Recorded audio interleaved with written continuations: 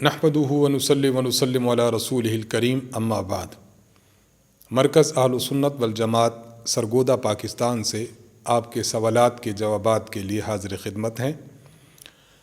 ہمیں اپنا سوال بھجوانے کے لیے ای میل ایڈریس نوٹ فرمائیں: markaz.edu87@gmail.com۔ میں اس کی اسپیلنگ کر دیتا ہوں: markaz.edu87@gmail.com۔ اردو زبان میں صاف اور سادہ الفاظ کے ساتھ اپنا سوال لکھ بھیجیے، انشاءاللہ اگلی نشست میں اس کا جواب دے دیا جائے گا۔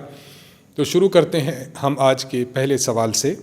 پہلا سوال ہمیں بھیجا ہے محمد ارمان صاحب نے سہارنپور انڈیا سے۔ اب سوال پوچھتے ہیں: مفتی صاحب، معلوم یہ کرنا ہے کہ نماز میں سلام پھیرنے کا مسنون طریقہ کیا ہے؟ عذراہ کرم رہنمائی فرمائیں، جزاک اللہ خیرا۔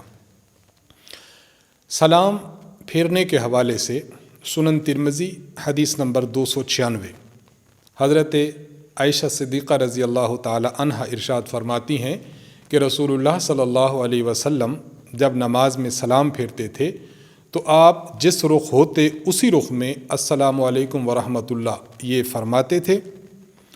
یہ فرمانے کے بعد آپ اپنی دائیں جانب تھوڑا سا میلان کرتے، یعنی دائیں جانب آپ اپنا رخ پھیر لیتے تھے۔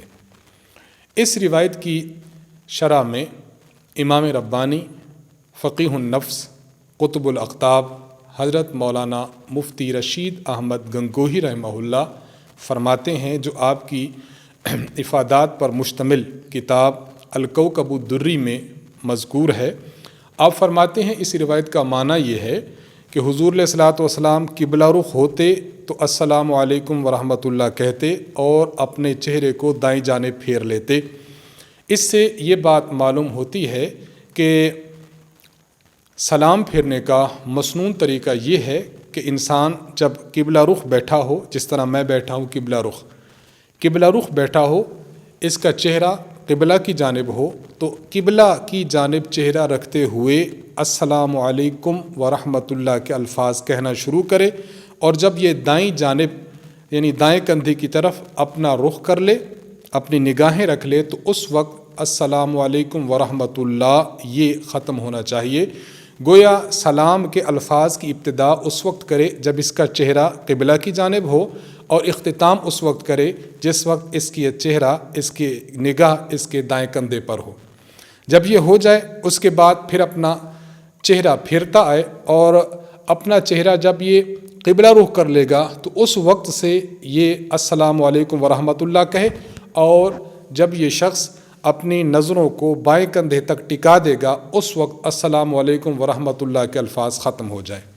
گویا خلاصتاً ہم یہ کہہ سکتے ہیں کہ سلام پھیرنے کا مسنون طریقہ یہ ہے قبلہ رخ سے شروع کر کے دائیں کندھے تک آ جائے، اور دوسرا سلام پھیرنے کا طریقہ کہ قبلہ رخ سے شروع ہو کر بائیں طرف آ جائے۔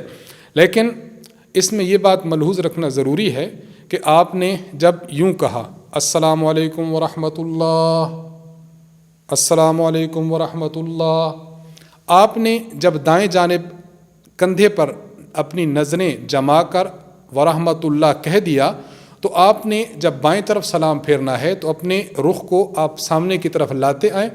جب آپ اپنے رخ کو قبلہ کی جانب کر لیں تو فوراً السلام علیکم ورحمۃ اللہ کہتے ہوئے بائیں طرف آ جائیں۔ بعض لوگ یہ کرتے ہیں کہ انہوں نے السلام علیکم ورحمۃ اللہ کہا، اور اس کے بعد جب یہاں آئے تو تھوڑی دیر اپنے رخ کو ٹکا دیتے ہیں، یہاں تھوڑی دیر رکھا اور اس کے بعد انہوں نے بائیں طرف سلام پھیرا۔ تو یہاں کچھ دیر کے لیے توقف کرنا یہ درست نہیں ہے۔ بس آپ نے جب دائیں طرف السلام علیکم ورحمۃ اللہ کہا اور اپنا رخ پھیرتے ہوئے جب قبلہ کی طرف آئے تو آپ نے قبلہ کی طرف رخ کرتے وقت یہاں کچھ دیر توقف نہیں کرنا، بغیر توقف کیے بس السلام علیکم ورحمۃ اللہ کہتے ہوئے بائیں طرف آپ نے سلام پھیر دینا ہے۔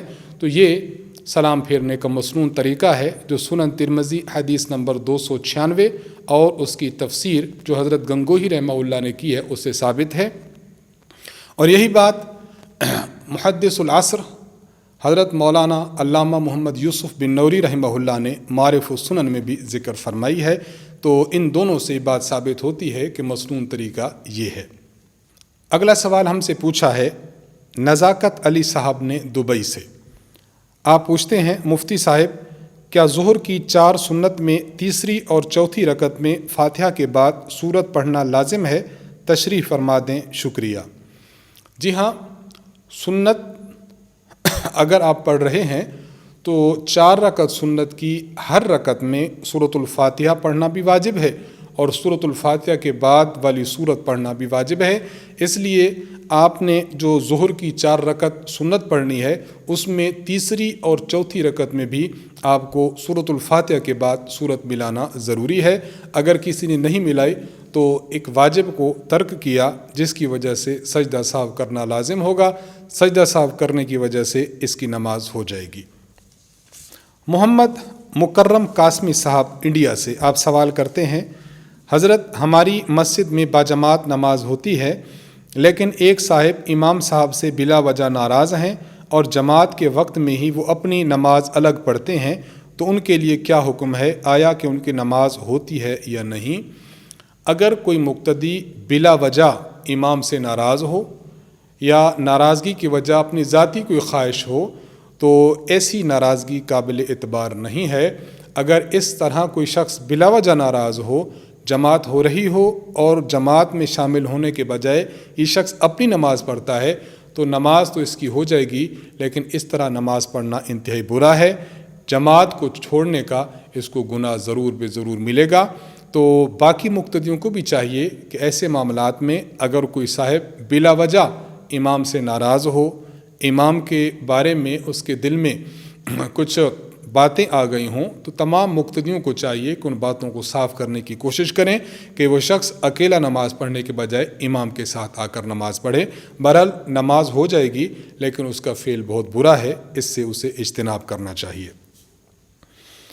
ایم آفتاب عالم قاسمی صاحب نئی دہلی انڈیا سے آپ سوال کرتے ہیں جس لڑکی سے رشتہ طے ہو جائے تو کیا نکاح سے قبل اس سے بات کرنا جائز ہے یا نہیں؟ دیکھیے، صرف رشتہ طے ہونے کی وجہ سے وہ آپ اس کے ساتھ بات نہیں کر سکتے تا وقت کہ نکاح نہ ہو جائے۔ نکاح کے بعد ہی باقی معاملات ہوتے ہیں، اس لیے محض رشتہ طے ہونے کی وجہ سے یا ہمارے علاقوں میں منگنی ہونے کی وجہ سے لوگ باتیں شروع کر دیتے ہیں فون پر یا ویسے، تو یہ بالکل جائز نہیں ہے۔ اور ہمارے پاس چونکہ اکثر ایسے سوالات آتے رہتے ہیں تو عمومی مشاہدہ اور عمومی سماع اور سننا ہمارا یہی ہے کہ قبل از نکاح جو گفتگو جاری ہوتی ہے لڑکے اور لڑکی کے درمیان، تو بالآخر یہ گفتگو رشتہ ٹوٹنے پر منتج ہوتی ہے۔ اس کا نتیجہ یہی نکلتا ہے عموماً کہ رشتہ ٹوٹ جاتا ہے۔ نکاح سے قبل ایسی کئی غلط فہمیاں اپنی گفتگو میں باتوں میں ہو جاتی ہیں کہ پھر لڑکے اور لڑکی کو ایک دوسرے کا منہ نہیں بھاتا۔ اس لیے نکاح سے قبل لڑکے اور لڑکی کا آپس میں بات کرنا جائز نہیں ہے، اس سے اجتناب کرنا چاہیے۔ اگلا سوال ہم سے پوچھا ہے محمد طارق مسعود صاحب نے۔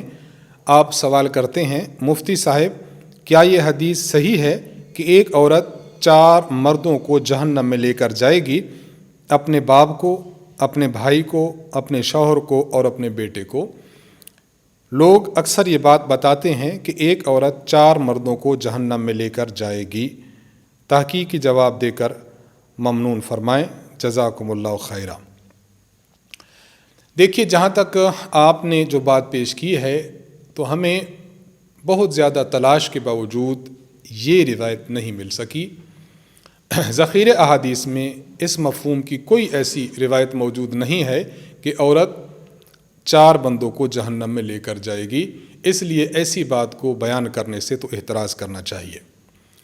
باقی اگر کوئی عورت کسی شخص کی کفالت میں ہے اور اس عورت کے کام کاج کی، اس کے افعال کی باز پرس اور ذمہ داری اس کے والد پر ہو، خامند پر ہو، اولاد پر ہو یا بھائی پر ہو، اگر عورت کوئی غلط اقدام اٹھاتی ہے اور یہ 4 لوگ اس کو روکنے پر جو ہے وہ طاقت رکھتے ہیں، طاقت رکھنے کے باوجود اس عورت کو نہیں روکتے، تو ظاہری بات ہے کہ پھر ان سے سوال ہوگا، اور خود حدیث مبارک میں موجود ہے، صحیح مسلم حدیث نمبر 1892 میں اللہ کے نبی صلی اللہ علیہ وسلم ارشاد فرماتے ہیں، کلکم راعٍ وکلکم مسئول عن رعیتہ، کہ تم میں سے ہر شخص رائی ہے۔ رائی کا معنی نگہبان ہے، رائی کا معنی ذمہ دار ہے۔ ملک کا سربراہ یہ ملک کا ذمہ دار ہے، ایک ادارے کا سربراہ اس ادارے کا ذمہ دار ہے، گھرانے کا سربراہ اس گھرانے کا ذمہ دار ہے۔ تو جس شخص کے ذمہ اس کے جو ہے وہ حدود کی ذمہ داری بنتی ہے، تو اگر ان حدود میں یہ اپنے ذات اور اپنی ذمہ داری کو نہیں نبھاتا، مثلاً ایک عورت غلط کام کر رہی ہے باوجود کہ اس شخص کی رعیت میں ہے اور یہ اس کو منع بھی کر سکتا ہے، لیکن پھر بھی منع نہیں کرتا، تو ظاہری بات ہے اس شخص سے باز پرس ہوگی۔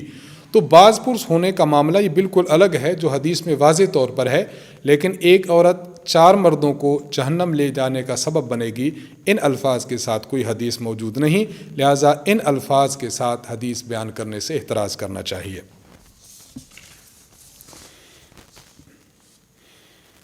غلام علی صاحب آپ سوال کرتے ہیں کراچی سے، حضرت مفتی صاحب، حضرت ابوبکر صدیق رضی اللہ عنہ کا نام کیا ہے؟ اگر بحوالہ بتا دیں تو بہت مہربانی ہوگی، جزاک اللہ خیرہ۔ حضرت ابوبکر صدیق رضی اللہ عنہ کا نام عبداللہ ہے، آپ کے والد کا نام عثمان ہے۔ حوالہ کے لیے اگر آپ دیکھنا چاہیں تو حافظ ابن حجر عسقلانی رحمہ اللہ کی کتاب تہذیب التہذیب ہے، اس میں انہوں نے سیاہ ستہ کے راویوں کے حالات لکھے ہیں۔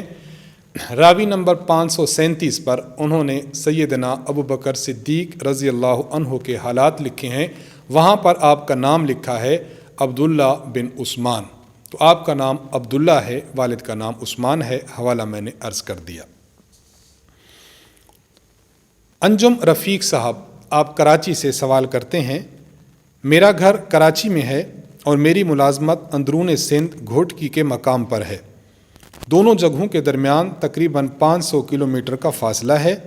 میں نے گھوٹکی میں ایک مکان کرایہ پر لیا ہوا ہے، 2-2.5 ماہ کے بعد مجھے کراچی جانا ہوتا ہے، کبھی 2 دن کے لیے، کبھی 3 دن کے لیے، کبھی ہفتہ بھر کے لیے۔ کیا میں کراچی جا کر مکمل نماز پڑھوں گا یا قصر کروں گا؟ جواب دے کر مشکور فرمائیں۔ دیکھیے، آپ کا جو اصلی گھر ہے وہ کراچی میں ہے، اسے وطن اصلی کہیں گے۔ آپ نے رہائش رکھی ہوئی ہے گھوٹکی میں، آپ مہینہ بعد 2 مہینہ بعد واپس چلے جاتے ہیں اپنے گھر، یعنی اصلی گھر کراچی میں، تو آپ کا گھوٹکی والا گھر یہ وطن اقامت ہے اور کراچی والا گھر یہ وطن اصلی ہے۔ اس کے بارے میں قاعدہ سمجھ لیا جائے کہ اگر کوئی شخص اپنے وطن اصلی میں پہنچ جاتا ہے، چاہے وہ 1 دن کے لیے جائے، 1 گھنٹہ کے لیے جائے، 2 دنوں کے لیے جائے، ہفتہ بھر کے لیے جائے، جتنے دنوں کے لیے بھی اگر کوئی شخص اپنے وطن اقامت سے وطن اصلی کی طرف جاتا ہے تو وطن اصلی میں داخل ہوتے ہی وہ شخص وہاں کا مقیم بن جاتا ہے۔ اب وہاں پر اس کے ذمہ پوری نماز پڑھنا ہے۔ آپ کا اصلی گھر چونکہ کراچی میں ہے، گھوٹکی میں آپ کا وطن اقامت ہے، اس لیے جب بھی آپ گھوٹکی سے کراچی کا سفر کریں گے تو آپ پوری نماز پڑھیں گے، قصر نماز پڑھنا آپ کے لیے جائز نہیں ہوگا۔ محمد اسد بن محمد عبداللہ رحیم ارخان سے آپ سوال پوچھتے ہیں، مفتی صاحب میرا گھر جس محلے میں ہے اس میں 5 مساجد ہیں، جب اذان ہوتی ہے تو کیا سب اذانوں کا جواب دیا جائے یا کسی ایک کا؟ جواب دے کر میری الجھن دور فرمائیں، جزاک اللہ خیرہ۔ علامہ علاء الدین محمد بن علی الحسکفی الحنفی رحمہ اللہ نے اپنی کتاب در مختار میں اس مسئلہ کی وضاحت کی ہے، میں اس مسئلہ کو آپ کے سامنے رکھ دیتا ہوں۔ آپ رحمۃ اللہ علیہ فرماتے ہیں، اگر کسی علاقے میں کئی اذانیں ہوتی ہیں، مثلاً ایک 5 منٹ پہلے ہوئی، ایک اس کے بعد ہوئی، ایک 5 منٹ بعد ہوئی، وقفے سے اگر کسی علاقے میں اذانیں ہوتی ہیں تو سننے والے کے لیے پہلی ہی اذان کا جواب دینا مسنون ہے۔ پہلی اذان کا جواب دے لے تو اس کے ذمہ سے جواب جو ہے وہ دینا اس کے شمار ہو جائے گا کہ اس نے اذان کا جواب دے دیا ہے۔ پہلی کے بعد دوسری، تیسری، چوتھی، پانچویں ان کا جواب نہ دے۔ اور اگر اذانیں بیک وقت ہوتی ہیں، مثلاً ایک ہی وقت میں ہماری مسجد میں، فلاں مسجد میں، فلاں مسجد میں، ان پانچوں مساجد میں اذان شروع ہو جاتی ہے، تو اب اس شخص کے ذمہ یہ ہے کہ اس کو اپنی محلے کی مسجد جس میں اس نے نماز پڑھنے کے لیے جانا ہے اس اذان کا جواب دے لے تو بس کافی ہو جائے گا۔ تو یہ تفصیل موجود ہے در مختار میں نے اس کا خلاصہ آپ کی خدمت میں عرض کر دیا۔ محمد عبد الرحمن صاحب نے صادقآباد سے ایک سوال پوچھا ہے۔ آپ پوچھتے ہیں مفتی صاحب، ہماری مسجد کے امام غیر شادی شدہ ہیں، پہلے جتنے امام گزرے ہیں وہ سب شادی شدہ تھے، لیکن موجودہ امام کا نکاح نہیں ہوا، کیا اس کے پیچھے ہماری نمازیں درست ہیں؟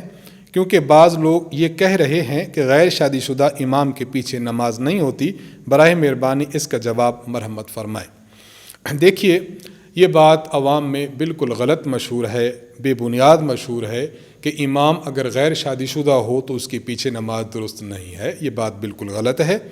امام کے لیے نمبر 1 بالغ ہونا ضروری ہے، امام صحیح العقیدہ ہو، امام نیک اور صالح ہو، امام جو ہے وہ پاکی پلیتی کو جاننے والا ہو، امام ایسا ہو جس کو قرآن اچھا یاد ہو، امام ایسا ہو جو نماز کے مسائل جانتا ہو۔ یہ چیزیں تو امام کے لیے ہیں، لیکن یہ کہ وہ شادی شدہ ہونا ضروری ہے یہ امامت کی شرائط نہیں ہے۔ لہٰذا آپ کی مسجد کا امام اگر غیر شادی شدہ ہے تب بھی اس کے پیچھے نماز پڑھنا درست ہے۔ جو لوگ یہ مسئلہ پیش کر رہے ہیں کہ غیر شادی شدہ امام کے پیچھے نماز درست نہیں ہوتی، ان کی بات غلط ہے، اس سے اجتناب کرنا چاہیے۔ محمد زاہد حسین کشمیری صاحب، آپ سوال کرتے ہیں اذان دیتے وقت شروع میں بسم اللہ الرحمن الرحیم پڑھنی چاہیے یا نہیں؟ دیکھیے، آن حضرت صلی اللہ علیہ وسلم کے دور سے لے کر آج تک جتنے محدثین، فقہاء، بزرگان دین، علماء کرام گزرے ہیں، ساروں کے ساروں نے آج تک جو اذان نقل کی ہے وہ اللہ اکبر سے شروع ہوتی ہے۔ اس لیے مسنون اور متوارث عمل امت کا اور متواتر امت کا عمل یہی ہے کہ اذان کو اللہ اکبر سے شروع کیا جائے۔ آپ کا یہ سوال کہ بسم اللہ پڑھنی چاہیے یا نہیں، بسم اللہ کو نہ پڑھا جائے، بس اللہ اکبر ہی سے اذان کا آغاز کیا جائے۔ بنت عبد القیوم صاحبہ، آپ سہارنپور سے سوال کرتی ہیں اندھیرے میں نماز پڑھی جائے تو کیا اس سے نماز ہو جائے گی یا نہیں؟ اندھیرے میں نماز پڑھنے سے نماز ادا ہو جاتی ہے، بشرطے کہ قبلہ کا رخ کا لحاظ کیا جائے کہ آپ ٹھیک قبلہ رخ ہیں، آپ اندھیرا کر لیں تو نماز پڑھ لیں تو اس کی گنجائش ہے، نماز ہو جائے گی۔ علماء نے ایک شرط اور بھی لکھی ہے کہ اندھیرے میں اگر کسی کو وحشت اور خوف آتا ہو تو پھر اجالا کر کے پڑھے، اگر وحشت نہیں ہے، نماز میں دل لگا ہوا ہے تو بس قبلہ رخ کا خیال کر کے نماز پڑھنے سے نماز ادا ہو جائے گی۔ ساجد اکرم صاحب، آپ لاہور سے سوال کرتے ہیں مفتی صاحب، رکوع یا سجود کی تسبیحات کتنی مقدار میں پڑھنی چاہیے؟ اس کی مسنون مقدار کتنی ہے؟ نیز یہ تسبیحات زیادہ مرتبہ بھی پڑھی جا سکتی ہیں یا نہیں؟ دیکھیے، رکوع میں یا سجود میں جو ہم تسبیحات پڑھتے ہیں، سبحان ربی العظیم، سبحان ربی الاعلی، ان کی مسنون مقدار 3 تسبیحات ہیں۔ آپ نے رکوع میں یا سجود میں 3 تسبیحات پڑھ لی ہیں تو اس سے آپ کی مسنون مقدار ادا ہو گئی۔ مسنون مقدار کے بعد زائد مقدار میں پڑھنا یہ مستحب ہے، لیکن استحباب اس وقت ہوگا کہ جب آپ اس کو طاق عدد کا خیال رکھیں، مثلا 5 مرتبہ، 7 مرتبہ، 9 مرتبہ، 11 مرتبہ طاق اعداد میں آگے پڑھیں تو استحباب ہے، ورنہ مسنون 3 عدد تسبیحات ہیں، ان دونوں کو الگ الگ سمجھ لینا چاہیے۔ محمد اسد صاحب نے کراچی سے سوال پوچھا ہے، آپ پوچھتے ہیں شیشہ اگر سامنے ہو تو کیا اس کی طرف منہ کر کے نماز پڑھنے سے نماز ادا ہو جائے گی یا نہیں؟ دیکھیے، اگر بعض مساجد ایسی ہیں کہ صحن میں جب آپ نماز پڑھیں گے تو مسجد کے دروازوں پر شیشہ لگا ہوتا ہے، اس سے آپ کا عکس شیشے میں نظر آتا ہے۔ اگر عکس نظر آنے کی وجہ سے آپ کی توجہ کامل اس عکس کی طرف جاتی ہے اور آپ کی توجہ نماز کی طرف نہیں رہتی تو اس طرح تو نماز مکروہ ہوگی. لیکن اگر شیشہ لگا ہوا ہے، آپ کی توجہ وہاں نہیں جاتی، آپ کامل اپنی نماز کی طرف توجہ کیے ہوئے ہیں، تو پھر آپ کی نماز مکروہ نہیں ہوگی، اس طرح نماز پڑھنا جائز ہوگا. تو انہی سوالات کے ساتھ ہماری اس نشست کا اختتام ہوتا ہے. اللہ تعالیٰ سے دعا ہے کہ اللہ تعالیٰ ہمیں شریعت مطہرہ کے مطابق زندگی گزارنے کی توفیق عطا فرمائے. وآخر دعوانا ان الحمد للہ رب العالمین.